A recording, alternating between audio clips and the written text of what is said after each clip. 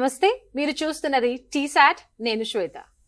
Civil service పరీక్షల్లో సత్తా చాటిన హైదరాబాద్ అమ్మాయి 50వ ర్యాంకర్ చందన మనతో ఉన్నారు. అలాగే ఈ రోజు ఒక స్పెషల్ గెస్ట్ కూడా ఉన్నారు. సివిల్స్ మెంటర్, ఐపీఎస్ అధికారి మహేష్ భగవత్ ఉన్నారు. మీరు ఐపీఎస్ అధికారైన మహేష్ గారితో కానీ సత్తా చాటిన చందనతో కానీ మాట్లాడాలి అంటే స్క్రీన్ మీద స్క్రోల్ అవుతున్న నంబర్స్ కి కాల్ చేయొచ్చు. హలో అండి, వెల్కమ్ టు అవర్ స్టూడియో. నమస్తే, థ్యాంక్ యూ శ్వేత. ముందుగా మీకు hearty congratulations. Thank you so much. మీరు పడిన కష్టానికి ఈ రోజు ఫలితం దక్కింది. ఎలా ఫీల్ అవుతున్నారు? ఫస్ట్ నేను సార్కి థ్యాంక్ యూ చెప్తాను. బికాజ్ 3 అటెంప్ట్స్లో నాకు సార్ చాలా ఇంపార్టెంట్ మెంటర్గా ఉన్నారు. అండ్ ఎస్, చాలా హ్యాపీ ఫీల్ అవుతున్నాను. బికాజ్ చాలా 5 years పట్టింది ప్రిపరేషన్ మొత్తమై ఇక్కడికి రావడానికి. సో చాలా హ్యాపీ ఫీల్ అవుతున్నాను. ఓకే, మీ సంతోషాన్ని మీ కళ్ళల్లో కనబడుతోంది. ఎక్కువగా మాట్లాడిస్తే కళ్ళ నుంచి నీళ్ళు వచ్చేస్తాయేమో అన్నట్టుగా ఉన్నారు. ఫైన్, మీ ప్రిపరేషన్ అంతా ఏ విధంగా ఉందో మనం మాట్లాడుకునే ముందుగా మీ నేటివ్ ఏంటి, మీ ఫ్యామిలీ బ్యాక్గ్రౌండ్ ఏంటి, మీరు ఎలా ఇన్స్పైర్ అయ్యారు ఈ సర్వీస్లోకి రావాలని? సో నేను చందన జానవి, నా నేటివ్ వచ్చి హైదరాబాద్ అండి.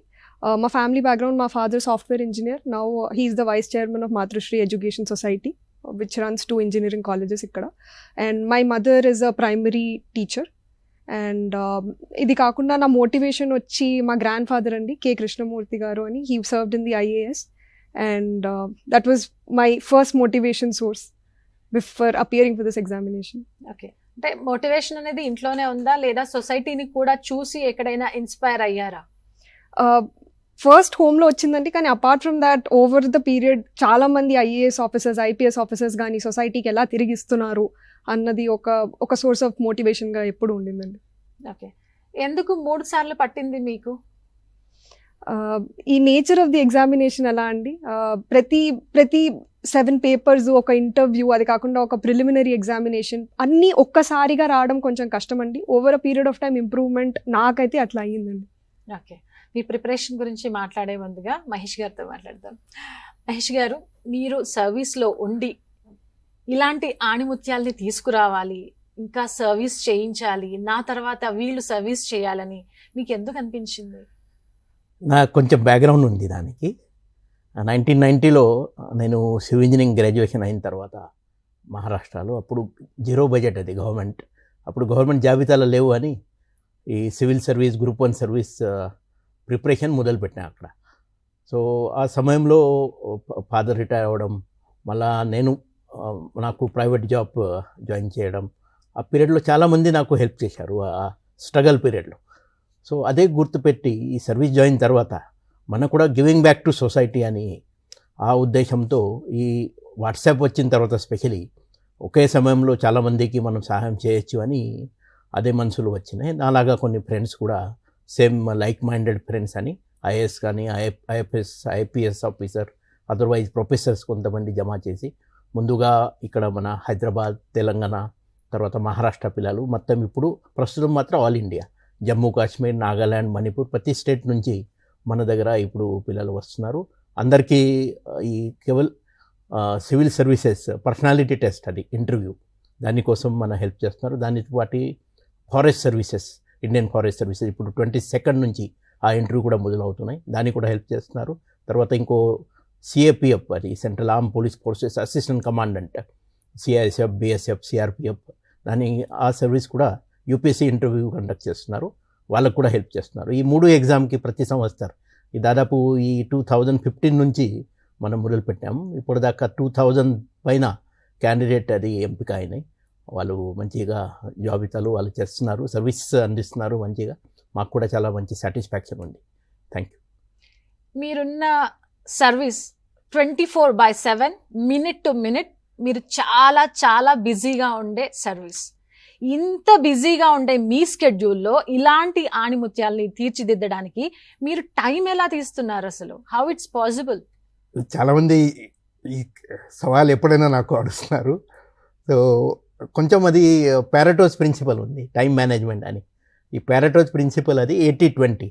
అంటే మన జీవితంలో మనము 20% అలా అంటే ఇంపార్టెంట్ థింగ్స్ అది గుర్తించాలి ప్రతిరోజు. దానితో మనకు 80% ఫలితాలు వస్తున్నాయని. సో ఫస్ట్ థింగ్ ఫస్ట్ అని అన్నమాట. సో ఈరోజు మాకు ఏం ఇంపార్టెంట్ ఉంది, ఇప్పుడు ప్రస్తుతం సివిల్స్ ఇంటర్వ్యూ ఉంటే సో సివిల్స్ ఇంటర్వ్యూకి నాకు ప్రాధాన్యత ఉంటుంది. మాకు స్పేర్ టైం ఏముంది, అర్లీ మార్నింగ్ కావచ్చు, రాత్రి సాయంత్రం కావచ్చు, ఆ టైం తర్వాత వీకెండ్లో కొంచెం టైం దొరుకుతుంది. ఆ టైం ఈ పిల్లల కోసం నేను గడిపిస్తున్నారు. ఈ క్యాండిడేట్తో ఈ సంస్థ దాదాపు 216 క్యాండిడేట్స్తో ప్రతి క్యాండిడేట్తో 45 minutes to 1 hour దాకా నేను మొత్తం డిస్కషన్ చేసి వాళ్ళకి ఎక్స్పెక్టెడ్ ఏమేమి టాపిక్స్ అక్కడ మన యూపీఎస్సీ ఇంటర్వ్యూలో రావచ్చు దానికోసం ప్రిపరేషన్ చేయడం జరిగింది. ఇప్పుడు ఫారెస్ట్ సర్వీస్ కూడా దాదాపు ఇప్పటిదాకా 110 క్యాండిడేట్స్కి డిస్కషన్ ఆల్రెడీ అయిపోయినాయి. సో ఈ సమయానికి మనము కొంచెం ప్రాధాన్యత ఇచ్చి మనకు ఉన్న స్పేర్ టైమ్స్ అది ఎంతముందు నేను చెప్పాను, ఇట్స్ నోబెల్ కాజ్, అది హెల్పింగ్ అదర్స్ అని. I always believe in the service అనమాట. నేను అది బహుశా మదర్ టెరెసా గారు అన్నారు, that hands which help others are more holier than the lips that pray. So నాది ముందు నుంచి ఈ సర్వీస్ మీద ఎక్కువ నమ్మకం ఉంది. అదే ఉద్దేశంతో నేను సర్వీస్ కూడా జాయిన్ అయినాను, సివిల్ సర్వీస్ అని. నేను జాయిన్ అయిన ముందు అప్పుడు నేను పుణేలో టాటా మోటార్స్లో చాలా మంచి జాబ్ ఉంది నాకు. ఆ జాబ్ నేను రిజైన్ చేస్తూ ఈ సివిల్స్ ప్రిపరేషన్ మొదలుపెట్టి సివిల్ జాయిన్ అయినాను. కాబట్టి నేను స్వయంగా ఈ డిసిజన్తో ఇక్కడ వచ్చినా కాబట్టి గివింగ్ బ్యాక్ టు సొసైటీ అని ప్రతిరోజు అదే నాది ఉద్దేశం ఉంటుంది. మీరున్న బిజీ స్కెడ్యూల్లో టైం తీసుకొని ఇంతమందిని ప్రిపేర్ చేయడం అంటే it's very much appreciate. Thank you. చాలా మంది ఇన్స్పైర్ అవుతారు కూడా ఇలాంటివి చూసి. Right Chandana, coming to you, మీ స్టడీ బ్యాక్గ్రౌండ్ ఒకసారి చెప్పండి. నేను chemical engineering from BIT Mesra చేశానండి. దాని తర్వాత Indian Institute of Management Indore నుంచి MBA చేశాను, 2019 పాస్ అవుట్.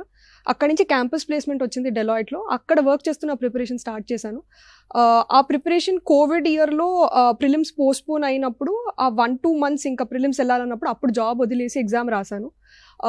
లక్కీగా ఇయర్ ఎగ్జామినేషన్ అన్నా ఏదన్నా బాగా డిలే అవుతూ టైం వచ్చింది నాకు బాగా ప్రిపేర్ అవడానికి.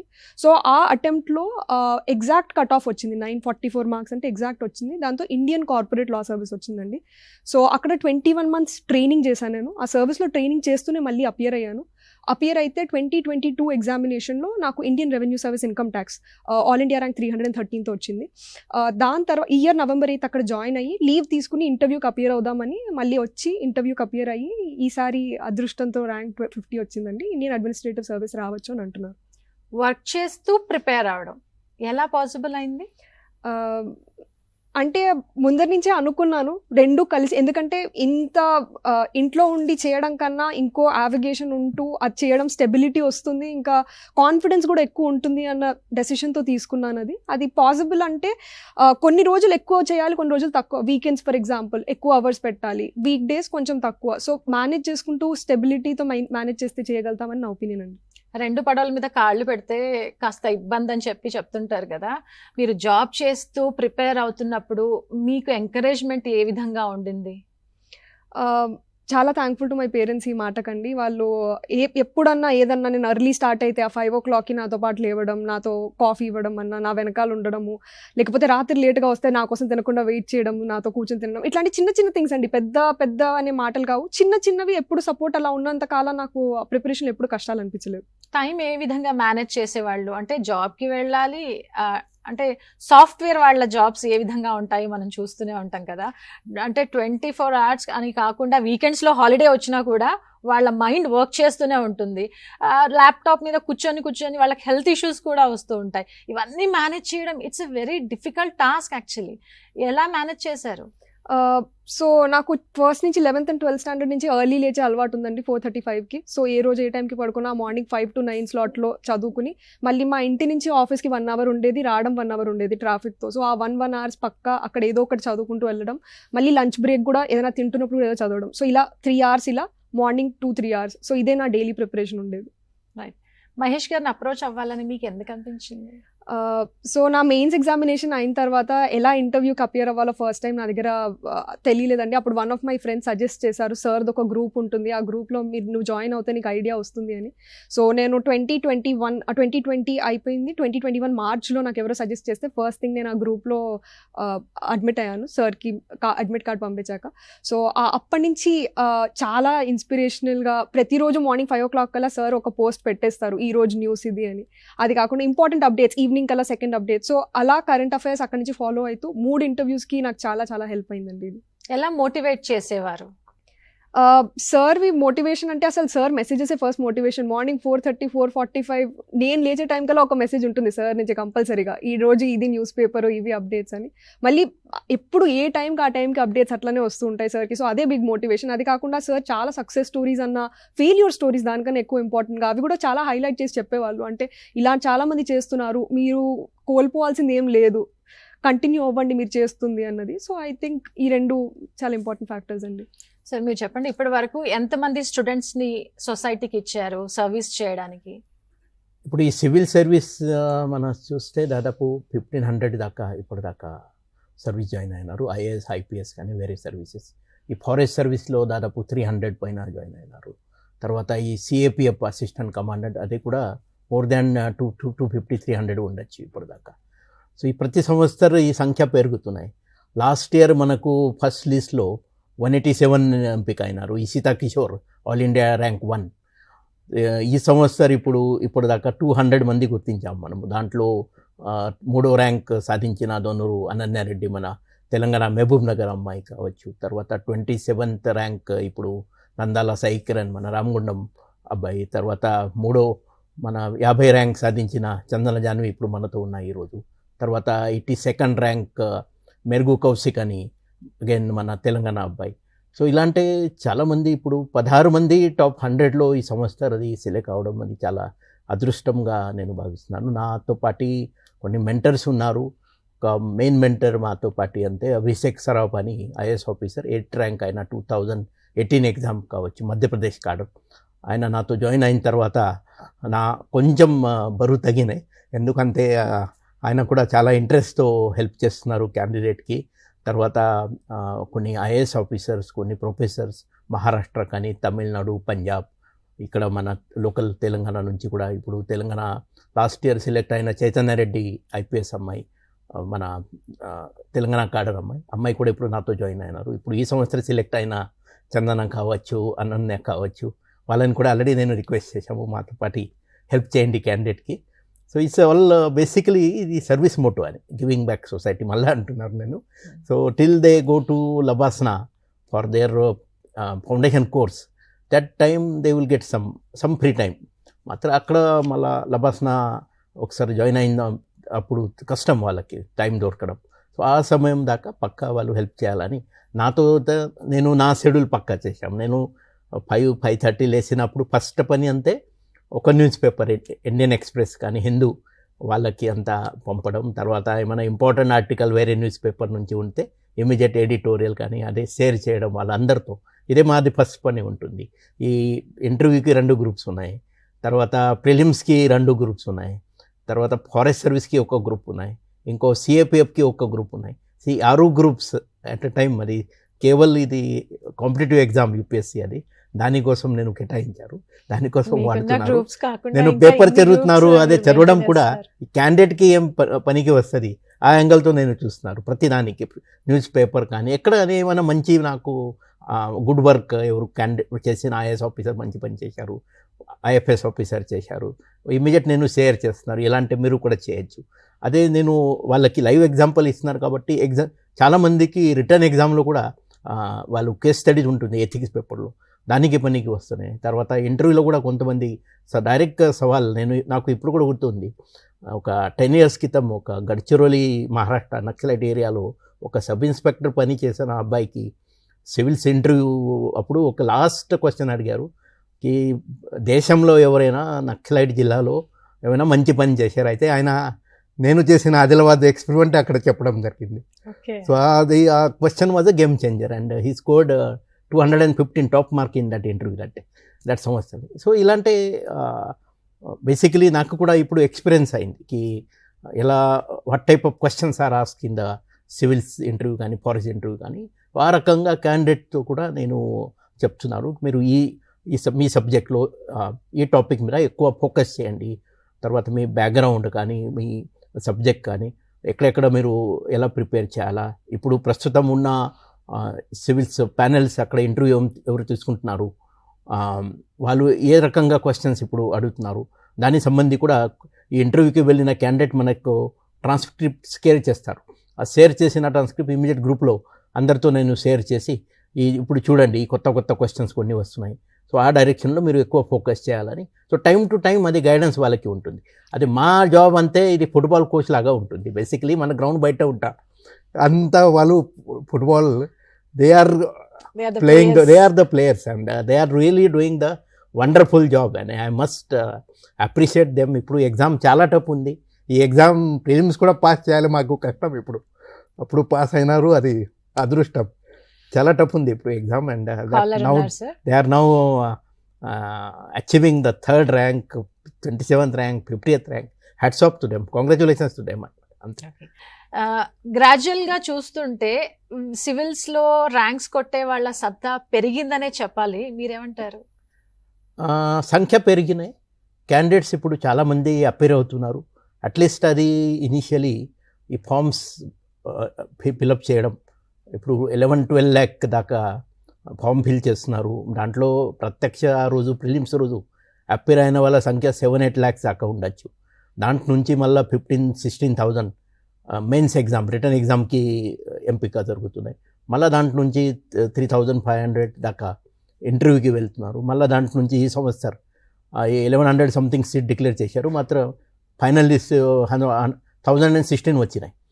సో ఈ మొత్తం మీరు ఎగ్జామ్ చూస్తే ఇది ఎలిమినేషన్ ఎగ్జామ్ అని, ఇది సిలెక్షన్ కాదు. ఇది ఇప్పుడు 80-100 క్యాండిడేట్లో ఒక క్యాండిడేట్ సెలెక్ట్ అవుతున్నారు.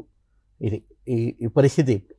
కాబట్టి చాలా ఎక్కువ కాంపిటీషన్ ఉన్నాయి. ఒక్కొక్క మార్క్స్ కూడా ఈ ఎగ్జామ్లో చాలా చాలా ఇంపార్టెంట్ అది. ఓకే, కాలర్ ఉన్నారండి. రాము గారు నమస్కారం. నమస్తే అండి. అమ్మా సార్తో మాట్లాడదాం వచ్చేసామా? వింటున్నారండి, చెప్పండి. అయ్యా నమస్కారం సార్.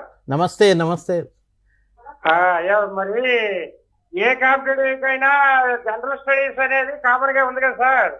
కరెక్ట్. అది జనరల్ స్టడీస్ జిఎస్ సార్. అయితే మాకు కొంచెం జిఎస్ జనరల్ స్టడీస్ ఎలా చదవాలి, ఏ పుస్తకాలు ప్రిపేర్ అవ్వాలి అనే విషయాలు మాకు కొంచెం అవగాహన కల్పించండి సార్. ఓకే, మాతో పాటు ఇప్పుడు చందన గారు ఉన్నారు. ఇప్పుడు ఎంపిక అయినాయి లేటెస్ట్ పుస్తకాలు ఏమి, దాని గురించి చందన మేడం మీకు చెప్తా. Latest books. Latest books. So 4 GS papers ఉన్నాయండి. ఫస్ట్ GS1 పేపర్లో మేజర్గా సబ్జెక్ట్స్ కవర్ అయ్యేది modern history, art and culture, దాంతోపాటు geography, physical geography and human geography. Prelims GS. So prelims GS syllabus ప్రకారంగా ఫస్ట్ పాలిటీకి లక్ష్మీకాంతే అండి, అది చదవాలి. సెకండ్ వచ్చి మోడర్న్ హిస్టరీది concise history by Rajiv Ahir అని ఒక బుక్ వస్తుందండి, అది చదవాలి. జాగ్రఫీకి 11th and 12th NCERT text books first చదవాలి. అది తర్వాత GC లియాంగ్ టైం ఉంటే చదవండి, అది ఆప్షనల్ బుక్. ఫోర్త్ వచ్చి ఎకనామిక్స్ అండి. ఎకనామిక్స్ నేనైతే రమేష్ సింగ్ నుంచి చదివాను. అది కాకుండా కూడా మీరు డిఫరెంట్ సోర్సెస్ వాడచ్చు. న్యూస్ పేపర్ ఆర్టికల్స్ అన్న, RBI గురించి వస్తున్న reports, RBI quarterly reports release చేస్తుంది, అట్లాంటివి కూడా వాళ్ళ పాలసీ ఎలా ఉంది అనే వాటికి చదవచ్చు. ఇవి మేజర్గా చదవాల్సిన మెయిన్ బుక్స్ అండి ప్రిలిమ్స్కి. మీరు ఎలాంటి స్టాండర్డ్ బుక్స్ ఫాలో అయ్యారు? నేను ఇవే సేమ్ స్టాండర్డ్ బుక్స్ ఫాలో అయ్యానండి. ఇవే మల్టిపుల్ టైమ్స్, అట్లీస్ట్ ఒక 7-8 టైమ్స్ అయ్యాయండి నా క్లాస్ 3 అటెంప్ట్స్లో. ఇవి మేజర్గా ప్రిలిమ్స్కి, ఇవే మెయిన్స్కి. కానీ మెయిన్స్కి డిఫరెంట్ పర్స్పెక్టివ్లో చదవాలండి. దీంట్లో ఆన్సర్ ఎలా రాయగలుగుతాము ఇచ్చిన కంటెంట్ నుంచి అన్న దాని నుంచి. ప్రిలిమ్స్కి వీటి మీద క్వశ్చన్ వస్తే దీన్ని నేను ఎలా ఎలిమినేట్ చేసి ఆన్సర్ కరెక్ట్ చేయగలుగుతాను అన్న పర్స్పెక్టివ్లో చదవాలి. కానీ సేమ్ బుక్స్ వాడతారండి మేజర్గా. రైట్, కాలర్ ఉన్నారండి వరంగల్ నుంచి. శృతి గారు. Good afternoon sir. సార్తో మాట్లాడతారు. ఓకే, చెప్పండి అమ్మా. మీ దగ్గర గైడెన్స్ ఎలా తీసుకోవాలి సార్? అంటే how can I approach you?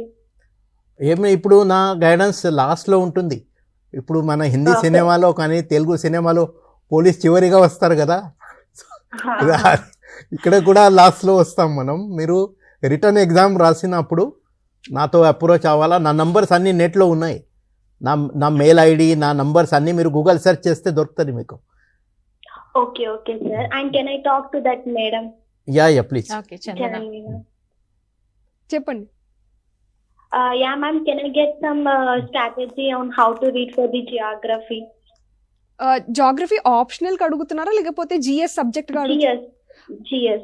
Okay, so GS కండి ఫస్ట్ స్టెప్ నేను ఏం సజెస్ట్ చేస్తా అంటే 6th to 10th text books of NCERT first ఒక్కసారి మంచి రీడింగ్ ఇవ్వండి. ఇంపార్టెంట్ వర్డ్స్ అన్న వాటిల్లో ఏంటి అసలు ఎట్లా రాశారు, హ్యూమన్ జాగ్రఫీ, ఫిజికల్ జాగ్రఫీ రెండు పార్ట్స్ లాగా ఉండి ఆ టెక్స్ట్ బుక్స్ అన్ని కవర్ చేస్తాయి బ్రాడ్ బేసిక్స్. అదైన తర్వాత 11th and 12th text books తీసుకోండి. 2 టెక్స్ట్ బుక్స్ ఉంటాయి అవి. ఆ 4 టెక్స్ట్ బుక్స్ని అట్లీస్ట్ ఒక 3-4 టైమ్స్ చదివి షార్ట్ నోట్స్ లాగా చేసుకోండి, మీకు ఈజీగా గుర్తుండాలి వాటిలో ఏముందో అని. అది అయిన తర్వాత ఒక్కసారి యూపీఎస్సీ పేపర్స్ తీసి 2023, 2022 వీటిలో జాగ్రఫీ క్వశ్చన్స్ ఒకసారి చూడండి, వాటితో మీరు సాల్వ్ చేయగలుగుతున్నారా లేదా అని.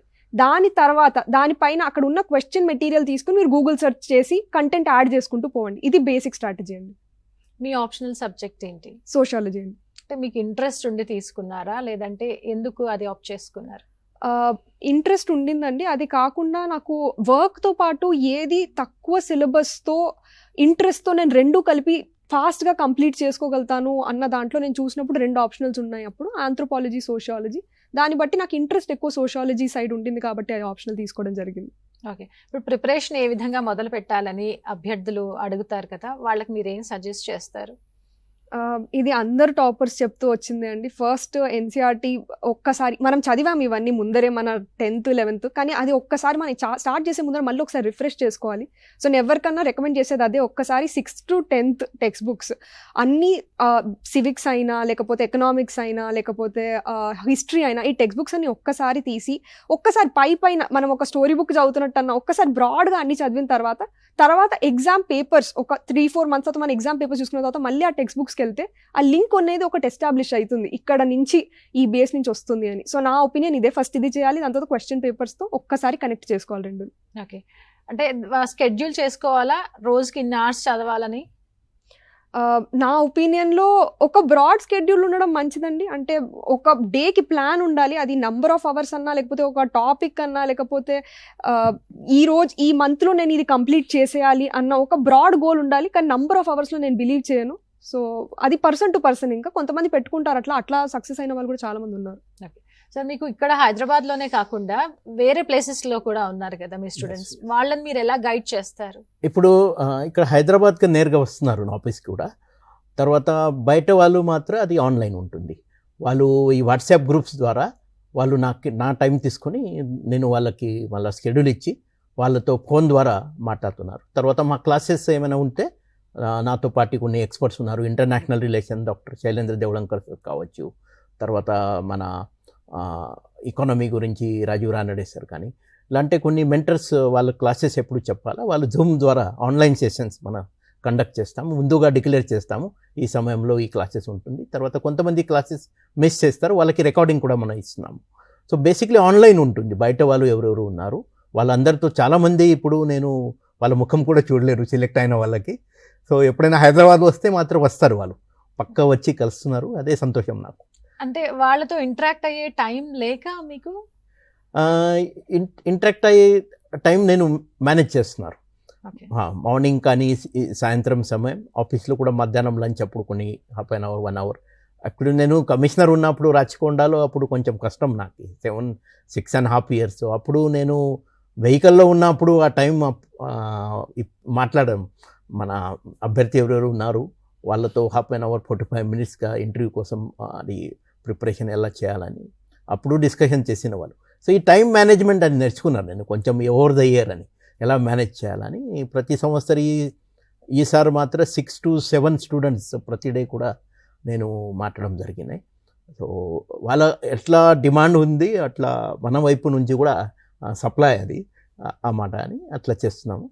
తర్వాత ఈ టాపిక్స్లో కూడా చాలామంది సెలెక్ట్ అయిన క్యాండిడేట్స్ వాళ్ళ నోట్స్ మనకు షేర్ చేస్తున్నారు, ఆ క్యాండిడేట్తో మనం షేర్ చేస్తున్నాము. తర్వాత అంతకుముందు చందన చెప్పినట్లు గతంలో ఏమేం సవాళ్ళు అక్కడ అడిగారు దానికి క్వశ్చన్ బ్యాంక్ లాగా తయారు చేసి అది కూడా ఇప్పుడు ఒక సబ్జెక్ట్ ఉంటే ఆ సబ్జెక్ట్ మా గ్రాడ్యుయేషన్ సపోజ్ సివిల్ ఇంజనీరింగ్ ఉన్నాయి. సో సివిల్ ఇంజనీరింగ్కి ఒక గ్రూప్ సెపరేట్ ఉంది. ఇంకా దాంట్లో మళ్ళీ లేటెస్ట్ క్వశ్చన్స్ కూడా మనం పెడుతున్నాం. లేటెస్ట్ ఏమేం డెవలప్మెంట్ జరుగుతుంది సొసైటీలో అదే పెడుతున్నాము. సో ఈ హోల్ త్రూఅవుట్ 365 days అది మాకు కంటిన్యూగా ఉంటుంది. ఒక్కరోజు కూడా దాంట్లో అట్లా మనం గ్యాప్ లేవు. ఏ రోజు న్యూస్ పేపర్కి హాలిడే, ఆ రోజు న్యూస్ పేపర్ ఉండదు గ్రూప్ మీద, అంతే. అదర్వైజ్ 365 24/7 ఇది మా ఈ ఉద్యమం అది నడుస్తున్నాయి అనమాట. And I'm also enjoying, student also they are getting benefited అనమాట. కొంతమంది ఇప్పుడు చాలా పేదవాళ్ళు, వాళ్ళకి కష్టం అది ప్రైవేట్ క్లాసెస్ జాయిన్ చేయడం, కానీ సో వాళ్ళు మన మీద ఆధారపడి ఉంటారు.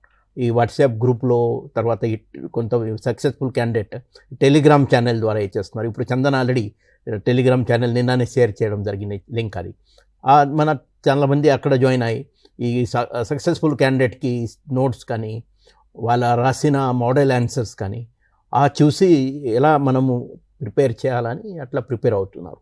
సో ఆ క్యాండిడేట్స్కి మనం ఫ్యాసిలిటీ తెచ్చేస్తాం. అది ఒక మా పని అంతే, ఒక సంధానికర్త లాగా ఉంటుంది. ఈ పిల్లలు తర్వాత ఇప్పుడు సెలెక్ట్ అయిన ఈ క్యాండిడేట్స్, అది వాళ్ళ మధ్యలో ఒక సంధానికర్త లాగా మా పని ఉంటుంది.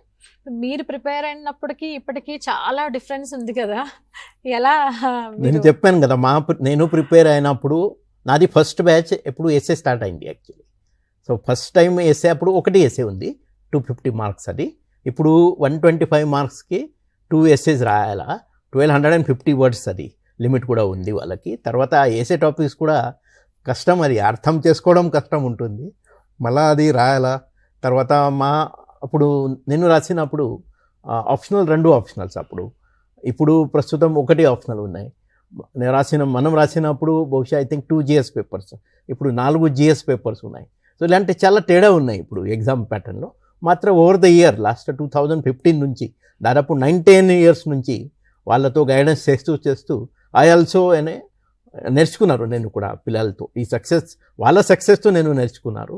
చాలామంది ఫెయిల్యూర్స్తో కూడా నేను నేర్చుకున్నారు. సో వాళ్ళ ముందు నేను 2 కూడా పెడుతున్నారు, ఎందుకు ఫెయిల్ అయినారు అని, ఎందుకు వాళ్ళు సక్సెస్ అయినారు అని. So that they should learn from both failure as well as the success. Caller ఉన్నారండి హైదరాబాద్ నుంచి, సదాలక్ష్మి గారు. Good afternoon sir. Good afternoon Sadalakshmi, చెప్పండి. Good afternoon ma'am. Good afternoon. గురించి డౌట్ ఉంది మేడం. చెప్పండి. నేను బుక్స్ అన్ని చదువుతున్నాను, కాన్సెప్ట్ అర్థం అవుతుంది madam. While doing question papers మళ్ళీ అన్ని మిస్టేక్స్ పోతున్నాయి, చేయడానికి చాలా ప్రాబ్లం అవుతుంది మేడం. ఎట్లా అప్రోచ్ అవ్వాలి మేడం? సో నేను ఒకటి సజెస్ట్ చేస్తా అండి. మీరు ఫస్ట్ అంటుంది మిస్టేక్స్ అవుతున్నాయని, మీరు ఒక బుక్ లాగా తీసుకుని సబ్జెక్ట్ వైజ్ డివైడ్ చేసుకుని ఏ మిస్టేక్ అయిందో అది రాసి పెట్టుకోండి. సో మీరు నెక్స్ట్ టైం ఆ మిస్టేక్ ఎలా అన్న రిపీట్ కాకూడదు, దాన్ని కాన్స్టెంట్గా రివైజ్ చేయండి అవుతున్న మిస్టేక్స్ని. అది over a period of time అది ఒక ఎర్రర్ లాగ్ లాగా అయిపోవాలి. ఇవి ప్రతి సబ్జెక్ట్, ఎకనామిక్స్లో అవి ఈ మిస్టేక్స్ అయ్యాయి, సో ఈ ఏరియాని నేను మళ్ళీ టార్గెట్ చేసి మళ్ళీ ఒకసారి రివైజ్ చేస్తాను. అలా ఒక ఎర్రర్ లాగ్ టాపిక్ వైజ్ పెట్టుకుని మళ్ళీ రివైజ్ చేయండి. నా ఒపీనియన్ ఇదే. ఇది మీకు ఎక్కడన్నా ప్రాబ్లం అనిపిస్తే మళ్ళీ మెయిన్ బుక్కి వెళ్ళి ఇంకొక 2 సార్లు చదవండి. రైట్, కాలర్ ఉన్నారండి హైదరాబాద్ నుంచి, హర్ష గారు. Hello ma'am, good morning. Good afternoon అండి, సార్ ఉన్నారు. Hello sir. చెప్పండి హర్ష గారు. సార్, నేను పాస్ట్ 1 year నుంచి యూపీఎస్సీ ప్రిపేర్ అవుతున్నాను. This is my first attempt in 2024. Me optional sociology sir. Okay, అదే సేమ్ ఆప్షనల్ చందన. మాట్లాడండి చందన గారు. Ma'am hello. చెప్పండి. మ్యామ్, నేను ఈ ఇయర్ ఫస్ట్ అటెంప్ట్ చేద్దాం అనుకుంటున్నాను. ఓకే. సో నాకు కొంచెం పాలిటీలో కొన్ని డౌట్స్ ఉన్నాయి. అంటే అన్ని ఆర్టికల్స్ చదవాలా, లేకపోతే కొన్ని ఇంపార్టెంట్ ఏమైనా ఉంటాయా? లాస్ట్ ఇయర్ వెయిటేజ్ ఎన్వైరన్మెంట్ ఎకాలజీకి ఎక్కువ ఉంది కదా, ఈ ఇయర్ దేనిపైన ఎక్కువ ఉండొచ్చు మ్యామ్ వెయిటేజ్? ప్రెడిక్ట్ చేయలేమండి దేని మీద ఎక్కువ ఉంటుంది అనేది. సో మీరు న్యూస్ అయితే ఫాలో అవ్వాలి. ఎంత చదువుతారు అనేది నేను అదే ఒక్కసారి మీరు లాస్ట్ 4 year క్వశ్చన్ పేపర్స్, నేను 10 కూడా అన్నాను, 4 year క్వశ్చన్ పేపర్స్లో ఏ టాపిక్స్ మీద వస్తున్నాయి, ఎన్వైరన్మెంట్లో ఏ ఏరియాస్ని అడుగుతున్నారు అన్నది ఒక్కసారి చూసుకుని న్యూస్ పేపర్ చదివేప్పుడు అది గుర్తుపెట్టుకోండి. సపోజ్ ఆయిల్ స్పిల్ అనే ఒక టాపిక్ ఉందనుకోండి, అది ఎక్కడన్నా వచ్చిందా, లేకపోతే స్పీసీస్ అంటే నార్మల్గా ఎండేంజర్డ్ స్పీసీస్ అన్న వీటి మీద స్పెసిఫిక్ ఎంఫసిస్ పెడుతున్నారు, సో అవి న్యూస్ పేపర్లో అలా బ్రాడ్గా చూసుకుంటూ రండి. దీంతో పాటు న్యూస్ పేపర్ ఆర్టికల్స్తో పాటు డౌన్ ద ఎర్త్ మ్యాగజైన్ అని ఒకటి వస్తుందండి. నేను ప్రిలిమ్స్కి కొన్నిసార్లు రెఫర్ చేస్తాను, ఎందుకంటే అది కొన్ని ఏరియాస్ కవర్ చేస్తుంది. సో మీరు అది కూడా ఒక్కసారి చూసుకోవచ్చు ఫ్రీ టైంలో. కాలర్ ఉన్నారండి వరంగల్ నుంచి, రాజు గారు. హలో చెప్పండి రాజు గారు. హలో నమస్కారం సార్. నమస్తే రాజు గారు, చెప్పండి. సార్ అది ప్రిలిమ్స్ లో ఈసారి ప్యాటర్న్ మారింది కదా, 1 పేర్ 2 పేర్ అలా, దాన్ని ఎలా ట్యాకిల్ చేయాలి అని. ఓకే, చందన. సో దాన్ని ట్యాకిల్ చేయడం అనేది తక్కువ గెస్సెస్ ఇప్పుడు, అంటే బేసిక్గా దీంతో ఏమైందంటే మీరు ఎలిమినేట్ చేయలేకపోతున్నారు ఆప్షన్స్. ఇలాంటి టైంలో మీరు షూర్ ఉంటేనే ఆ రిస్క్ తీసుకోవాలి. అది ఎన్ని క్వశ్చన్స్ ముందర మీరు ఎలిమినేషన్ 80 సపోజ్ 20-30 క్వశ్చన్స్ చేస్తే ఈసారి 10-15 ఆ ప్యాటర్న్ ఆ నంబర్ తక్కువ చేయాల్సి వస్తుంది. ఇది నా ఒపీనియన్లో మీరు మాక్ ఎగ్జామినేషన్స్ ఇచ్చి మీకు ఎక్కడ కరెక్ట్గా బ్యాలెన్స్ వస్తుంది, ఆ స్కోర్ ఎక్కడ కరెక్ట్గా బ్యాలెన్స్ వస్తుంది అనేది చూసుకోమని సజెస్ట్ చేస్తున్నాను. సో ఇక్కడ బేసిక్గా అక్యురసీ టెస్ట్ చేస్తుంది యూపీఎస్సీ. సో మీరు గెస్ చేయడం కాకుండా మీకు తెలిస్తే పెట్టాలి అన్న ఒక ఫ్యాక్టర్ ఉంటుంది. కానీ ఆ 4 ఆప్షన్స్ అన్ని తెలుస్తాయని గ్యారంటీ లేదుగా మ్యామ్. సో అలాంటి దాంట్లో కొంచెం లాజికల్గా ఆలోచించి క్లోజెస్ట్ పాసిబుల్ అన్నది చూసుకోండి. సో దీనికి నేను అందుకే మాక్ ఎగ్జామినేషన్ సజెస్ట్ చేస్తున్నా. మీకే ఒక ఐడియా వస్తుంది ఏది అవ్వచ్చు, ఏది నేను పెట్టలేను, నాకు ఈ మార్క్ పోతుంది అని మీకు అనిపించింది అది పెట్టకుండా ఉండడం బెటర్. Okay ma'am. ఇంకోటి మ్యామ్, ప్రిలిమ్స్ టైంలో ఆ ఎగ్జామ్ ప్రెషర్ ని ఎలా హ్యాండిల్ చేయాలి? సో నేనేం సజెస్ట్ చేస్తా అంటే 10 days బిఫోర్ నుంచి మీరు మెడిటేషన్ అన్నా, లేకపోతే వాకింగ్ అన్నా, లేకపోతే మ్యూజిక్ అన్నా, సూతింగ్ మ్యూజిక్. సో ఈ డిస్ట్రాక్షన్ అంటే ఎప్పుడెప్పుడు మీకు ఆ స్ట్రెస్ వస్తుందో అలాంటి టైంలో ఒక మీకు నచ్చిన యాక్టివిటీ, మీ పేరెంట్స్తో మాట్లాడడమే అనుకోండి. సో ఒక వేలో మిమ్మల్ని మీరు ఆ డిస్ట్రాక్ట్ చేసుకోండి ఆ మినిట్లో. ఇది ఒక ఎగ్జామినేషన్ అంతే. At the end of the day ఇది మిమ్మల్ని డిసైడ్ చేయట్లే, మీ ఇంటెలిజెన్స్ డిసైడ్ చేయట్లే, మీకు ఏది డిసైడ్ చేయట్లే. మీకు ఇది ఒక జస్ట్ ఒక ఎగ్జామినేషన్ లాగా అనుకుని ప్రతిసారి ఇది ఒక డైరీలో రాసుకున్నా, లేకపోతే మీ ముందర ఒక స్టిక్కీ నోట్ మీద రాసి పెట్టుకోండి, this is just an examination, I will do my best, ఇలాంటివి రాసి పెట్టుకుని ఎవ్రీడే చూసుకోండి. ఇంకా ఎగ్జామినేషన్ 5 రోజుల ముందర నుంచి నా ఒపీనియన్లో మీరు ఎవరితోనో మాట్లాడడం అన్నా, సోషల్ మీడియా ఇట్లాంటివన్నీ తీసేసి మిమ్మల్ని మీరు, అంటే మీరు మీ ఎగ్జామినేషన్, మీ ప్రిపరేషన్, నేను 350 days ప్రిపేర్ అయ్యాను, I can do my best అని ప్రతిరోజు చెప్పుకోండి అంతే. ఆ 24 hours ఇదే మైండ్ సెట్తో మీరు వెళ్తే మీరు పక్కా చేయగలుగుతారు ఆ స్ట్రెస్ని డీల్ చేయాలి. ఇంకొకటి అది దాంట్లో డోంట్ రీడ్ న్యూ థింగ్స్ అనమాట. ఆ 10 రోజు ఇప్పుడు చందన్ గారు చెప్పారు కదా, ఈ కొత్త థింగ్ అంతే, న్యూస్ పేపర్ అవసరం లేదు ఇప్పుడు ఆ 10 days బిఫోర్ అని. You concentrate on revision, repeat చేయండి. మళ్ళీ మీరు ఏం చదివారు అది రిపీట్ చేయండి. మళ్ళీ ఎన్సీఆర్టీ బుక్స్ కావచ్చు, మీది స్టాండర్డ్ బుక్స్ కావచ్చు, దాంట్ నుంచి మీరు రాసిన నోట్స్ కావచ్చు, మళ్ళీ చదవండి. మీకు ఇప్పుడు ఎలిమినేషన్కి అది పనికి వస్తుంది. రైట్. చందన గారు, మీరు ఇందాక కోట్స్ కొన్ని చెప్పారు కదా, అలా ఇన్స్పైర్ అయ్యే కోట్స్ మీరు ఏమైనా చదివేవారా, ఏమైనా రాసుకొని పెట్టుకునే వాళ్ళ, ఎవరైనా మీకు చెప్పేవారా? అలా కోట్స్ లాగా ఏం కాదండి, మోస్ట్లీ ఒక స్టిక్కీ నోట్ మీద, సపోజ్ ఏదైనా ఫ్రెండ్తో మాట్లాడుతున్నా, మా మదర్తో ఫాదర్తో నేను మాట్లాడుతూ వాళ్ళు నాకు ఏదైనా చెప్పారనుకోండి, ఇది ఒక ఎగ్జామినేషన్, అది వచ్చి నేను రాసి పెట్టుకునేదాన్ని, అంటే దిస్ ఈజ్ అన్ ఎగ్జామినేషన్, ఎందుకు అంత స్ట్రెస్ తీసుకుంటున్నాను అని. లేకపోతే I believe in my self, లేకపోతే ఒక కౌంట్ డౌన్ లాగా పెట్టుకుని ఐ హ్యావ్ స్టడీడ్ 365 days, అంటే ఒక examination won't decide what I did for 365 days. ఇలాంటివి నాకు వచ్చిన థాట్ నేను ఒక స్టిక్కీ నోట్ మీద రాసి ఎవ్రీడే చూసేదాన్ని, అట్లీస్ట్ ఒక 3-4 times ఎక్కడో అక్కడ. ఎగ్జామ్లా ఫీల్ అయ్యి ఎగ్జామ్ ప్రెషర్ తీసుకొని దాన్ని ఆ విధంగానే చదివే వాళ్ళు చాలా మంది ఉంటారు. అలా చదవాలా ఈ పరీక్షలకి, లేదా ఆడుతూ పాడుతూ దాన్ని ఎంజాయ్ చేయాలా? దీనికి ఒక ఆన్సర్, స్టాండర్డ్ ఆన్సర్ అని లేదండి. మనుషులు 2000లో సక్సెస్ అయిన వాళ్ళు ఉన్నారు, అది ఇంకా పర్సన్ మీద డిపెండెంట్ ఉంటుంది. నా ఒపీనియన్లో ఎక్కడో ఒక బ్యాలెన్స్ రావాలి, అంటే ఎక్కడో అక్కడ స్ట్రెస్ ప్రెషర్ ఉండాలి, అది ఒక వేలో ఒక గుడ్ థింగ్, అంటే మీరు కాంపిటేటివ్ పర్సన్, మీకు ఇంట్రెస్ట్ ఉంది సక్సీడ్ అవ్వాలనేది. కానీ అట్ ద సేమ్ టైం ఎంత ప్రెషర్ తీసుకోవాలనేది ఒక లిమిటెడ్ రేంజ్లో ఉండాలి. At the end of the day ఇది ఒక ఎగ్జామినేషన్, మనం we are trying to do our best, ఇది it's trying to pick certain officers అంతే. అందరూ అవ్వలేరు ఆఫీసర్స్, కొంతమంది అవుతారు. సో ఆ ప్రెషర్ స్ట్రెస్ ఎక్కడో బ్యాలెన్స్ అవ్వాలి. రైట్. ఇందాక మనం మాట్లాడిన కాలర్ రాజు ఉన్నారు. రాజు గారు, మీ ప్రశ్న ఏంటో అడగండి. అదే సార్, మీ గ్రూప్ లో జాయిన్ కావాలి అంటే ప్రొసీజర్ ఏంటి సార్?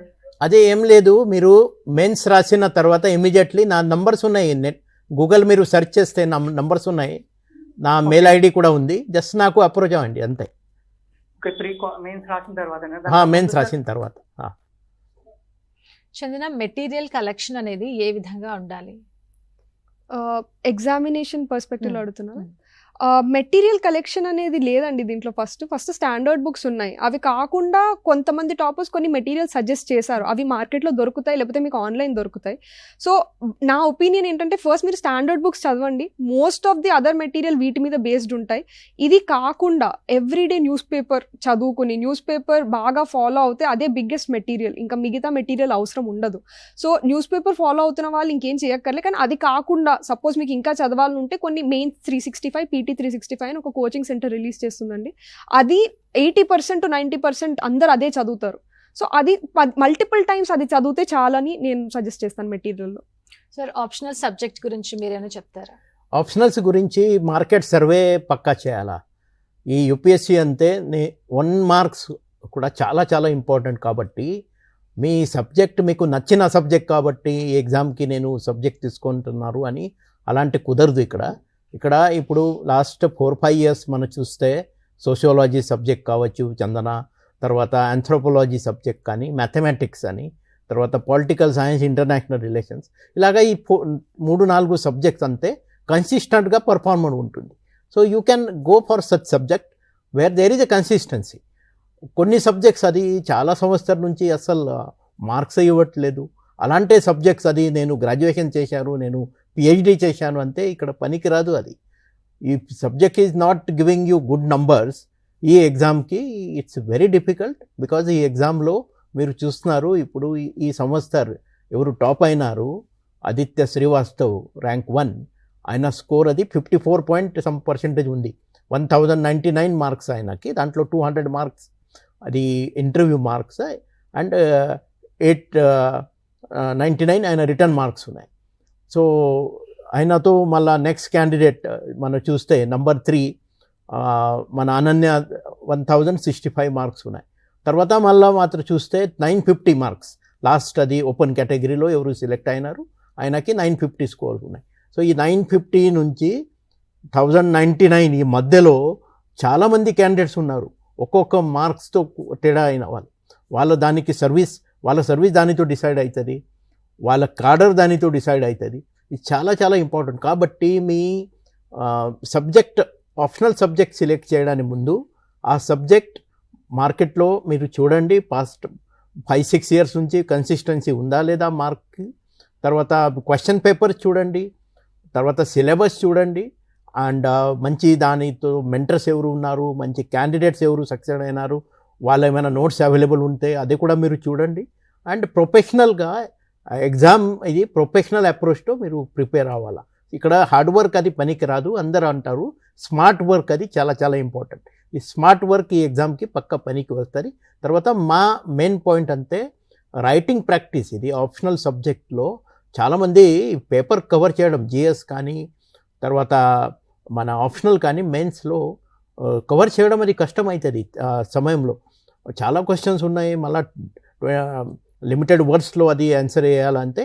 సో అప్పుడు కొంతమంది 250 మార్క్స్ ఉన్నాయి సపోజ్ GS1, సో కొంతమంది 200 మార్క్స్కి అటెండ్ చేస్తున్నారు, మళ్ళీ బయట వచ్చి నేను 200 మార్క్స్కి అటెండ్ చేశారు, నాకు అంతా నేను మార్క్స్ కొట్టారు అని.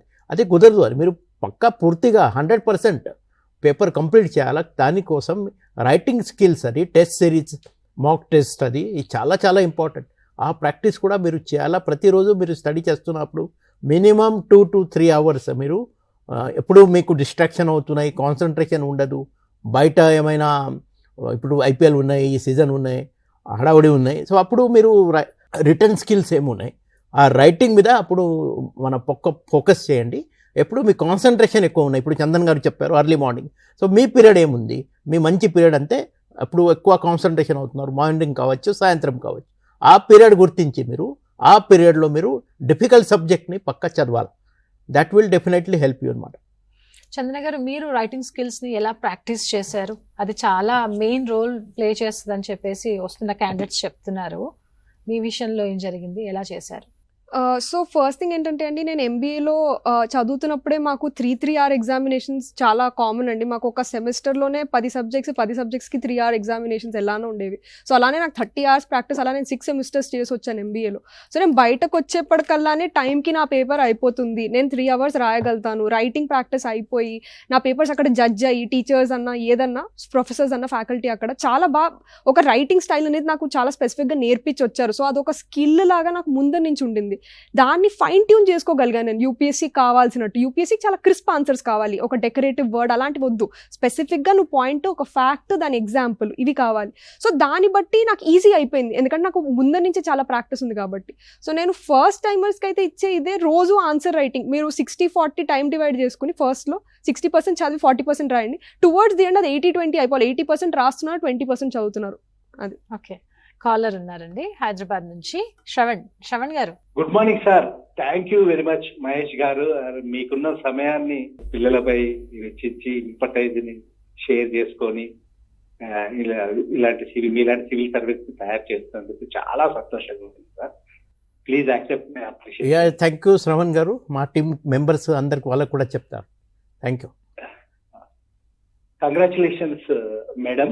థ్యాంక్ యూ శ్రవణ్ గారు. 2 questions ఉన్నాయి మేడం. ఫస్ట్ ఆఫ్ ఆల్ ఆమెకు అభినందనలు మేడం కి. Thank you. క్వశ్చన్ ఏంటంటే, ఇంటర్వ్యూలో ఏం జరుగుతుంది మేడం? యాక్చువల్ గా మిమ్మల్ని ఎలా అనలైజ్ చేస్తారు వాళ్ళు? ఒకటి. రెండోది, మీరు ఇప్పుడు నుంచి తర్వాత ట్రైనింగ్ అంతా అయ్యాక ఒక సివిల్ సర్వెంట్ గా సమాజంలో ఏ విషయాన్ని మార్చుదాం అనుకుంటున్నారు?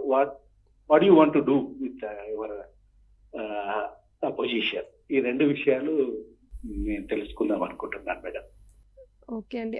ఫస్ట్ వచ్చి అది ఒక పర్సనాలిటీ టెస్ట్ అండి. సో ఇంటర్వ్యూ కన్నా వాళ్ళు స్పెసిఫిక్గా కొన్ని స్కిల్స్ జడ్జ్ చేస్తున్నారు. అంటే వీళ్ళు ఎంత అవేర్ ఉన్నారు నడుస్తున్న వాటి అఫైర్స్, కరెంట్ అఫైర్స్ గురించి, లేకపోతే వీళ్ళ compassion for down trodden societies ఏముంది, వీళ్ళ అండర్స్టాండింగ్, అవేర్నెస్, హ్యూమిలిటీ, వీళ్ళని ట్రైన్ చేయగలుగుతామా, ఇలాంటి కొన్ని ఫ్యాక్టర్స్ని చూస్తున్నారండి. సో వాటిలో అడిగే క్వశ్చన్స్ ఫస్ట్ మన హోల్ బయోడేటా లాగా, అంటే మన ఎడ్యుకేషన్ బ్యాక్గ్రౌండ్ అన్నా, మన వర్క్ ఎక్స్పీరియన్స్ అన్నా, మన సర్వీస్ ప్రిఫరెన్సెస్ అన్నా, మన హాబీస్ అన్నా, మన అచీవ్మెంట్స్ అన్నా, వీటి నుంచి ఫస్ట్ ఒక క్వశ్చన్స్ లాగా అడిగి చూస్తారు మన పర్స్పెక్టివ్ ఏంటి ఒక థింగ్ గురించి అని. తర్వాత కరెంట్ అఫైర్స్, బీట్ అంటే ఇప్పుడు ఇంటర్నేషనల్ రిలేషన్స్లో ఏం నడుస్తున్నాయి, లేకపోతే పొలిటికల్గా, లేకపోతే ఎకనామిక్ సిచ్యువేషన్ ఏంటి మన కంట్రీది, లేదా సోషల్ ఆస్పెక్ట్స్ ఎలా, వీటిలో మన అవగాహన ఎంత ఉన్నది అన్న పర్స్పెక్టివ్లో కూడా జడ్జ్ చేస్తారు ఇంటర్వ్యూలో. ఇవి కాకుండా కొన్నిసార్లు సిచ్యువేషనల్ క్వశ్చన్స్ కూడా అడుగుతారు. మీరు ఒక డిస్ట్రిక్ట్ మెజిస్ట్రేట్ గా ఉండి అక్కడ ఇలా ప్రాబ్లం వస్తే మీరు ఏం చేస్తారు, ఇలాంటివి. సో వీటి అన్నిటి నుంచి ఒక ఓవరాల్ ఒక జనరలిస్ట్ లాగా థింక్ చేసే పర్సన్, వీళ్ళు అన్ని చాలా బ్యాలెన్స్డ్ గా ఆలోచిస్తున్నారా అన్నవి చూస్తున్నారు. సెకండ్ వచ్చేసి మీరు అడుగుతున్నారు అబౌట్ సొసైటీ, ఇవన్నీ నేను మహేష్ భగవత్ సార్ దగ్గర నుంచి ఒక విషయంలో చాలా ఇన్స్పిరేషన్ తీసుకుంటాను. ఆయన చైల్డ్ ట్రాఫికింగ్ అన్న ఒక ఇష్యూని బాగా ట్యాకిల్ చేశారు. నేను సార్ పోస్ట్ చాలా చదివాను. సో నాకు అది ఒక ఇన్స్పిరేషనల్ థింగ్. దాన్ని ఎలా ట్యాకిల్ చేయాలి, దాని మీద అవేర్నెస్ ఎలా బిల్డ్ చేయాలి, చైల్డ్ మ్యారేజెస్ అన్న, చైల్డ్ ట్రాఫికింగ్ అన్న దాంట్లో ఎలా మనము ఒక ఆఫీసర్ ఎలా చేయగలుగుతారు అన్నది, ఇది వన్ థింగ్ నా మైండ్లో ఇప్పుడు ఉన్నది, దేన్ని మనం ట్యాకిల్ చేయాలి అన్నది. ఇంకా ఎలాంటి విషయాల్లో ఇన్స్పైర్ అయ్యారు సార్ దగ్గర చూసి? కానీ ఇంకా ఇలాంటి పర్సనాలిటీస్ చూసినప్పుడు నాకు ఇలాంటి పొజిషన్ వస్తే నేను ఇలాంటి వాటి మీద ఫోకస్ చేయాలి అని చెప్పి మీరు చదువుకుంటున్న రోజుల్లో కానీ, ఉద్యోగంలో ఉన్నప్పుడు కానీ, గోల్స్ సెట్ చేసుకుంటున్నప్పుడు కానీ మీరేమైనా అనుకున్నారా? నాకు ఒక 2-3 ఆఫీసర్స్ ఇలా అండి, అంటే మహేష్ భగవత్ సార్ అయితే తెలుసు, ఆయన గ్రూప్లో ఆయన పోస్ట్ చేసిన ప్రతిసారి ఒక టాపిక్, నక్సలిజం గురించి కూడా, ఆ రీజన్లో మనం ఎలా ట్యాకిల్ చేయాలనేవి, అవి చాలా ఇన్స్పిరేషనల్. ఇది కాకుండా అశోక్ హేమ్కా సార్ ఎలా ఆనెస్ట్గా ఉండాలి, అంటే నాకు ఇంకేం వద్దు, నా ప్రమోషన్స్ ఇవి ఎక్కడికి వెళ్తాను కాదు, నేను ఆనెస్ట్గా వర్క్ చేయాలి అన్నది. పరమేశ్వర్ అయ్యర్ సార్ ఒకళ్ళు ఉన్నారు, ఆయన టాపిక్ అది శానిటేషన్. ఆయన ఎలా ఒక మైండ్ సెట్ మార్చగలిగారు మాన్యువల్ స్కావెంజర్స్ గురించి, ఆయన ఓన్ చేత్తో వెళ్ళి ఎత్తి ఆ మైండ్ సెట్ మార్చగలిగారు. ఇలాంటివి కొన్ని చాలా డీప్గా హిట్ అయ్యి ఒక చాలా ఇన్స్పిరేషనల్ ఫీలింగ్ ఇచ్చాయండి నాకు. మోటివేషన్ ఎంతవరకు వర్క్ చేస్తుంది సార్? మోటివేషన్ ఇప్పుడు చాలా చాలా ఇంపార్టెంట్ ఉన్నాయి. ఈ ప్రిపరేషన్ పీరియడ్లో చాలామంది క్యాండిడేట్కి డిప్రెషన్కి వెళ్ళిపోతున్నారు. సో ఆ పీరియడ్లో వాళ్ళకి మళ్ళా సంజాయించి కౌన్సిలింగ్ చేస్తూ వాళ్ళతో ఉండడం అది చాలా చాలా ఇంపార్టెంట్ ఉంటుంది. నేను చాలామందిని చూశారు, ఈవెన్ మార్నింగ్ 4 o'clock కూడా కొంతమంది నాకు ఫోన్ చేశారు, సరే ఇట్లా పరిస్థితి ఉన్నాయని. సో ఈ మోటివేషన్ అది రియలీ వర్క్ అని. సో అప్పుడు దెన్ వాళ్ళ దగ్గర ఉన్న బంధువులు కావచ్చు, అది వాళ్ళ ద్వారా వాళ్ళతో మాట్లాడి కొంచెం రిలాక్స్ అవ్వడం, కొంచెం స్ట్రెస్ నుంచి బయట రావడం, అదే మనం సజెస్ట్ చేస్తాం వాళ్ళతో. తర్వాత కేవలం అది motivation is only will not work అని. ఇంకొకటి, అవును. మీ స్ట్రెంగ్త్ ఏముంది, మీ వీక్నెసెస్ ఏమేమి ఉన్నాయి, మీరు దాని మీద వర్క్ చేయాల్సి ఉంటుంది. మీ వీక్నెసెస్ మీరు గుర్తించాలా ముందుగా. ఆ వీక్నెసెస్ మీరు కాన్కర్ చేస్తే పక్కా definitely then you can get the success అనమాట. సో మోటివేషన్తో పాటు ఈ స్ట్రెంగ్త్ అండ్ వీక్నెసెస్ చాలా చాలా ఇంపార్టెంట్ అని నేను భావిస్తున్నాను. చందన 3 times అటెంప్ట్ చేశారు కదా, 3rd time అటెంప్ట్ చేసే ముందుగా ఎక్కడ ఏంటి అనేది ఒకసారి మీరు చూసుకున్నారా? మీ వీక్నెస్ ఏముంది ఏంటి అనేది? సార్ చూసుకున్నానండి, అదైతే కరెక్టే. కానీ నేను ఒక డిస్క్లైమర్ లాగా చెప్పాలనుకుంటున్నా, ఈ ఎగ్జామినేషన్ చాలా అదృష్టంతో కూడినది. అంటే మీరు ఎంతన్నా చూసి మీరు ఆబ్వియస్గా మీ వీక్నెస్లు అయితే చూసుకుని మీరు మళ్ళీ తిరిగి ఇంప్రూవ్ అయితే చేసుకోవాలి. కానీ అది అవుతుంది, మీకు అనుకున్న మార్కులు వస్తాయి అన్న ఏమీ గ్యారంటీ లేదు. ఎందుకంటే ఎవ్రీ ఇయర్ అలాంటి కాంపిటీషన్ వస్తుంది. నాకన్నా చదువుతున్న బెటర్ పీపుల్ వస్తారు. నా ఎగ్జామినేషన్ ప్యాటర్న్ అంటే అడిగే ఎస్సే, ఈరోజు ఒకప్పుడు ఫ్యాక్చువల్ ఎస్సే ఉండే, ఇప్పుడు ఫిలసాఫికల్ ఎస్సేలు వస్తున్నాయి. సో ఇలాంటివి చాలా చేంజెస్ ఉంటాయి. సో వాటికి ఎక్కడో అక్కడ మనం ప్రిపేర్ అయి ఉండాలి. నేను ఈసారి 3rd attempt రాస్తున్నప్పుడు కూడా నాకు ఈ ర్యాంక్ కావాలి అని ఏమనుకోలే, నా బెస్ట్ ఇస్తాను అంతే. ఆ ర్యాంక్ ఏమొస్తే అది వచ్చింది, కానీ నా బెస్ట్ ఇచ్చాను, నాకు ఒక రిగ్రెట్ ఉండదు at the end of the day అనుకున్న మైండ్ సెట్లో వెళ్ళాను. ఎస్ఏ గురించి కూడా చాలా మందికి చాలా డౌట్స్ ఉంటాయి కదా, ఏ విధంగా రాయాలి ఏంటి అని. సో నేను దీనికైతే కరెక్ట్ క్యాండిడేట్ కాదండి. అంటే నాకు ఫస్ట్ ఎస్ఏలో 128 వచ్చాయి, బట్ నాకు సెకండ్ టైం 85 మార్క్సే వచ్చాయి. సో ఎందుకు తగ్గాయి, నాకు సేమ్ అలానే రాశాను, ఏం మార్చలేదు అని నేను ఫీల్ అయ్యి ఈసారి వెళ్ళేప్పుడు కూడా చాలా ఎస్సేస్ ప్రాక్టీస్ చేశాను. ఒక 25-30 ఎస్సేస్ రాసి ఆ 3 monthsలో 25 ఎస్సేస్ రాశాను. ఈసారి నా స్కోర్ 116 వచ్చింది. కానీ స్పెసిఫిక్గా నేను చెప్పలేను ఏం ఇంప్రూవ్ అయింది అన్నది. నేను ఎక్కువ ప్రాక్టీస్ చేశాను అన్న ఒక ఫ్యాక్టరే, కానీ ఎలా ఇంప్రూవ్ చేశాను, ఏం చేశాను అన్నది ఇంకా నాకు అర్థం కాలేదు. సార్, పేరెంట్స్ ప్రెషర్ పిల్లల మీద ఈ రోజుల్లో చాలా ఎక్కువగా ఉంటుంది.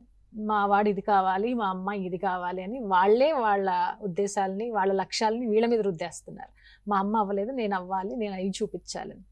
వాళ్ళ గోల్ని ఏ స్టేజ్లో ఉన్నప్పుడు వాళ్ళు సెట్ చేసుకోవాలి? 10th చదువుతున్నప్పుడా, ఇంటర్ చేయాలా, ఎంసెట్ రాయాలా? వాళ్ళ కెపాసిటీని వాళ్ళు ఏ విధంగా తెలుసుకోవాలి? ఇప్పుడు మార్కెట్లో కొంతమంది సైకాలజికల్ టెస్ట్ కానీ యాప్టిట్యూడ్ టెస్ట్ చేస్తారు. బెటర్ అది పిల్లలకి యాప్టిట్యూడ్ టెస్ట్ అది పక్కా చేయాలి. పిల్లలు ఏ వైపు మెడికల్ కానీ ఇక్కడ ఇంజనీరింగ్ వైపు కానీ అదర్వైజ్ భవిష్యత్తులో ఏమైనా అడ్మినిస్ట్రేషన్ క్వాలిటీస్ కూడా ఉన్నాయని ముందుగా గుర్తించాలా, అది నా అభిప్రాయం. కేవలం మన పక్క ఇంట్లో ఐఐటి ప్రిపేర్ చేస్తున్నారు కాబట్టి మా పిల్లలు కూడా ఇదే చేయాలని అది పద్ధతి కాదు. ఇక్కడ హైదరాబాద్లో నేను చూస్తున్నారు చాలా కొన్ని ప్రొఫెషనల్ క్లాసెస్, అది మార్నింగ్ 5 o'clock నుంచి రాత్రి 11 o'clock దాకా వాళ్ళకి పిల్లలకి అంతా బరువు పెడుతున్నారు. ఆ ఒత్తిడి వలన చాలామంది ఇప్పుడు చచ్చిపోతున్నారు.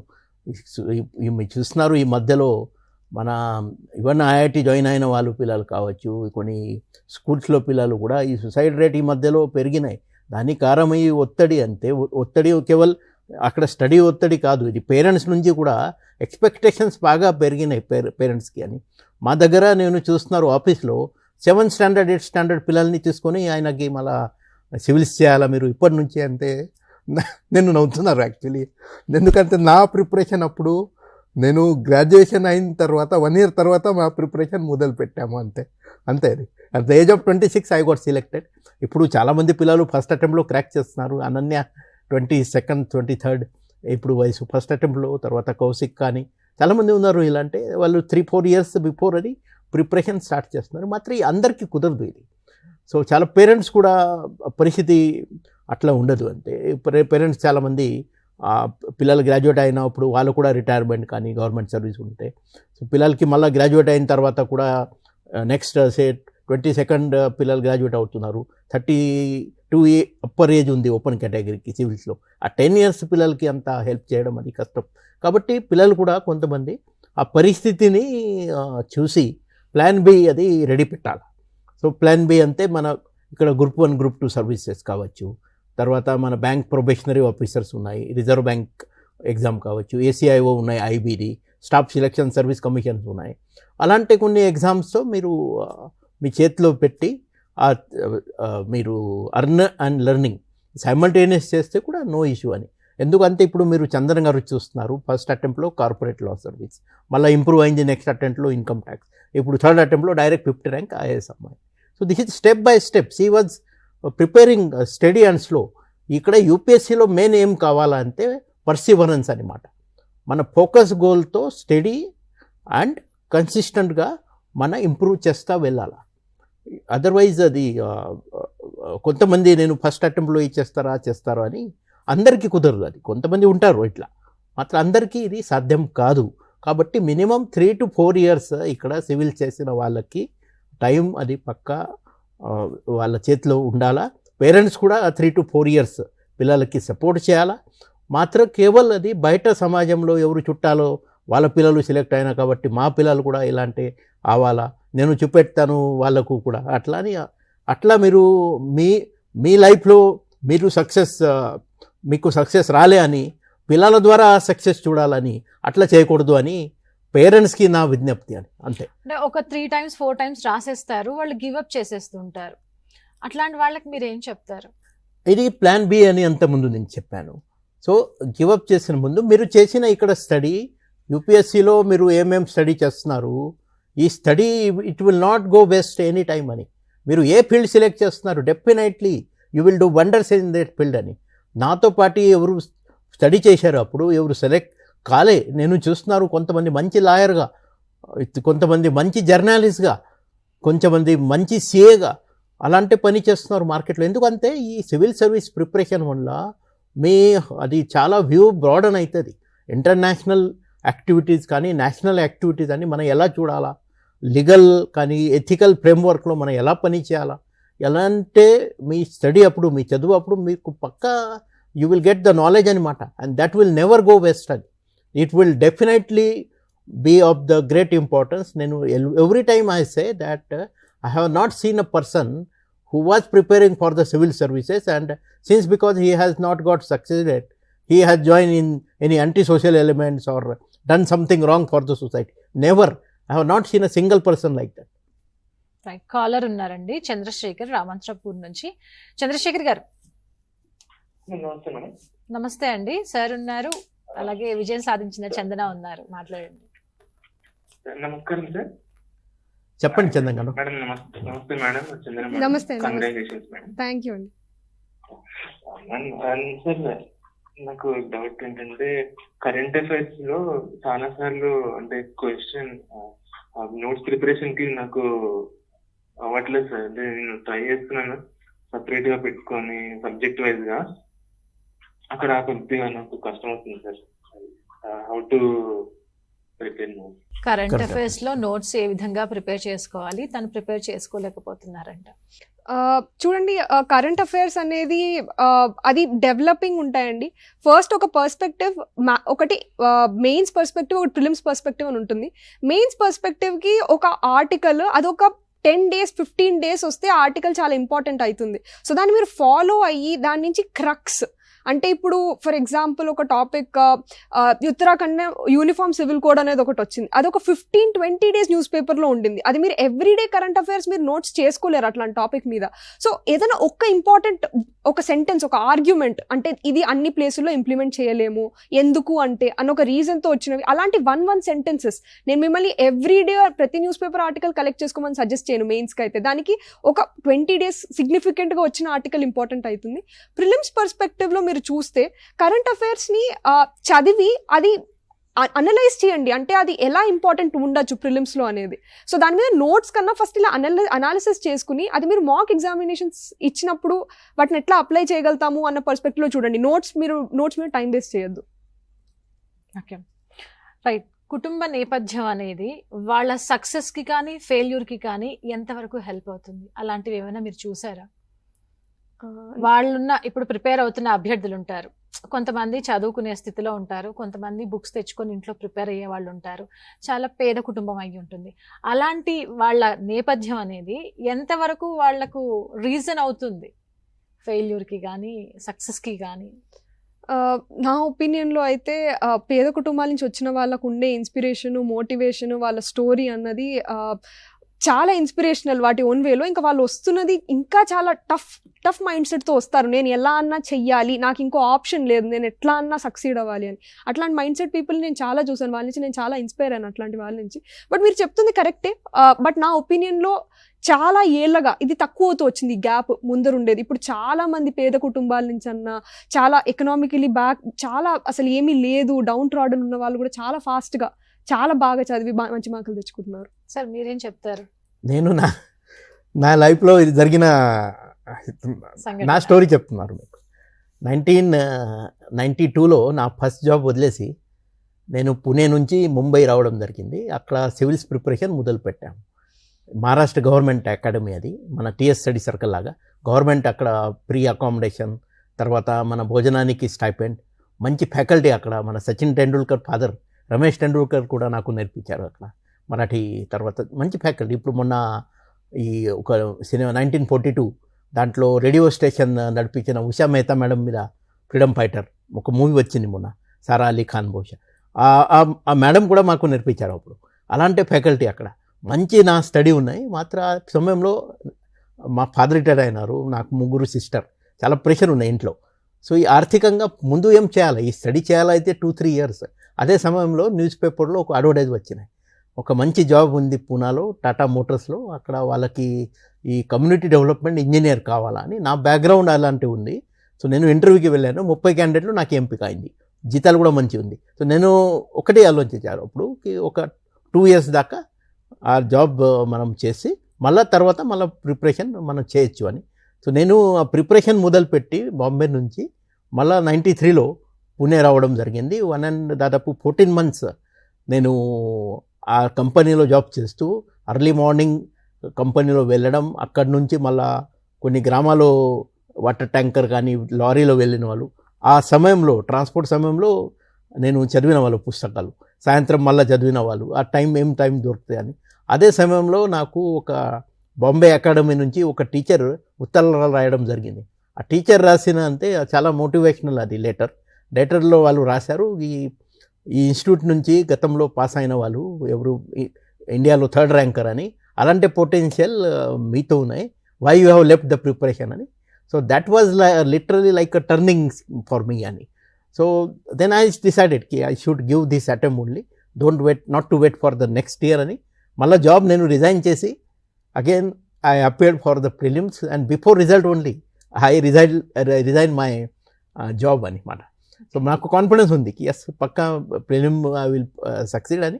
అండ్ అదే అటెంప్ట్లో నాకు ఐపీఎస్ అది ఎంపిక అయింది. సో ఇలాంటి ప్రతి స్టేజెస్, ఇలాంటి ప్రతి వ్యక్తికి లైఫ్లో కూడా ఈ స్ట్రగల్ పీరియడ్లో రావచ్చు.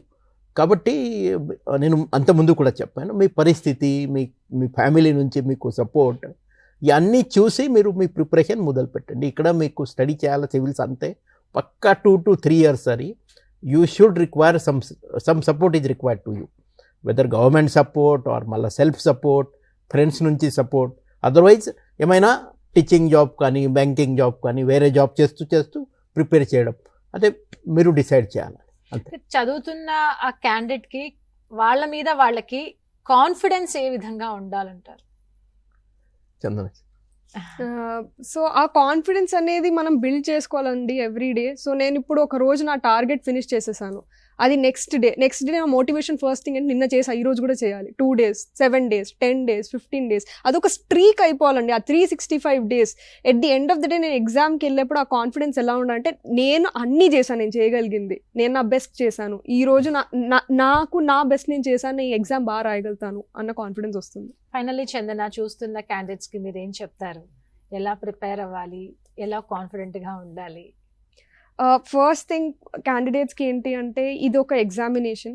ఈ ఎగ్జామినేషన్ అనేది మీ ఇన్స్పిరేషన్, ఆస్పిరేషన్ ఎంత ఇంపార్టెంటో దాంతోపాటు అదృష్టం కూడా అంతే ఒక రోల్ ప్లే చేస్తుంది. సో మీరు ఆల్వేస్ గుర్తుపెట్టుకోండి, ఈ ఎగ్జామినేషన్ మీ క్యాలిబర్ని డిసైడ్ చేయట్లే, మీ ఇంటెలిజెన్స్ని డిఫైన్ చేయట్లే, మీ పొజిషన్ ఇన్ ద సొసైటీని డిఫైన్ చేయట్లే. ఇది మీకు ability to serve the society. ఇది వన్ వే, ఇది కాకుండా కూడా చాలా వేస్ ఉన్నాయి.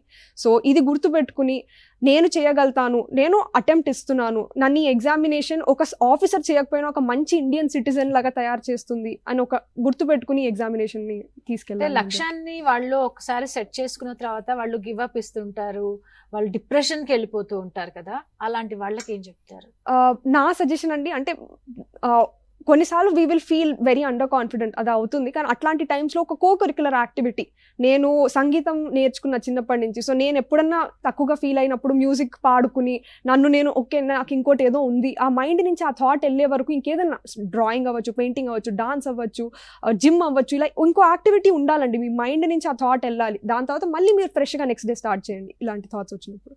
Right sir. ఫైనల్గా మిమ్మల్ని కాంటాక్ట్ అవ్వాలి అని అంటే మాకు నంబర్ అని ఎలాంటి కాంటాక్ట్ దొరకట్లేదు, ఏ విధంగా మిమ్మల్ని సంప్రదించాలని చాలా మంది అడుగుతున్నారు. Any number are email address mmbips@gmail.com అనమాట. ఓకే, స్క్రీన్ మీద స్క్రోల్ చేయండి. mmbips@gmail.com అని నా ఈమెయిల్ ఐడి ఉంది. నాకు ఈమెయిల్ రాస్తే చాలు, ఐ విల్ టేక్ కేర్ అనమాట. Thank you so much for joining both of you. మీరు అనుకున్నది సాధించి మీ కళ నెరవేరిపోయింది. మీరు ఏదైతే సర్వీస్ చేయాలని ఈ సొసైటీకి వచ్చారో అది ఫుల్ ఫ్లెడ్జ్డ్గా మీరు అనుకున్న విధంగా సర్వీస్ చేయాలని కోరుకుంటున్నాం. మీ దగ్గర నుంచి ఇంకా ఇలాంటి ఆణిముత్యాలు చాలా మంది రావాలని, మీరు ఎంతో మందికి ఇన్స్పిరేషన్గా ఉండాలని, తీర్చిదిద్దాలని మేము కోరుకుంటున్నాం. Thank you so much. Thank you Shweta గారు, and thank you TSAT for giving us this opportunity. Thank you Shweta గారు, థ్యాంక్ యూ TSAT. ఇది ఇవాల్టి కార్యక్రమం. చూస్తూనే ఉండండి TSAT.